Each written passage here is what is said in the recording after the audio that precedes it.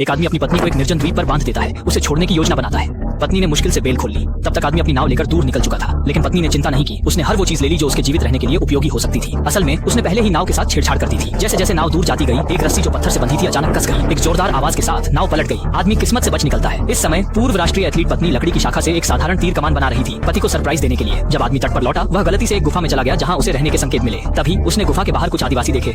उसके दिल में एक बुरी आशंका हुई। सच में जैसे ही वह मुड़ा, एक नजारा देखकर उसकी जान निकल गई। और जो बात और भयावह थी वह यह कि उसके बालों का बंधन उसकी कलाई पर पहनी हुई बैंड से बिल्कुल मैच कर रहा था। आदमी ने तुरंत महसूस किया कि ये आदिवासी शायद किंवदंती वाले नरभक्षी हैं। डरकर आदमी पत्नी को खोजने के लिए निकल पड़ा ताकि उसे सब कुछ बता सके, लेकिन तब तक पत्नी ने उस पर एक तीर छोड़ दिया। आदमी को भरोसा नहीं हो रहा था कि उसकी पत्नी उस पर वार कर सकती है। जैसे ही वह कुछ कहने की कोशिश करता, एक और तीर उसका पीछा करता। घबराकर आदमी पेड़ के पीछे छिप जाता है, लेकिन पत्नी उसे छोड़ने की मूड में नहीं थी। आदमी ने तुरंत एक नारियल उठाकर पूरी ताकत से उछाला। नारियल के टूटते ही वह भागने का मौका चुरा लेता है, लेकिन वह भागता है। पत्नी उसे पीछा करती है और आखिरकार उसे रोक देती है।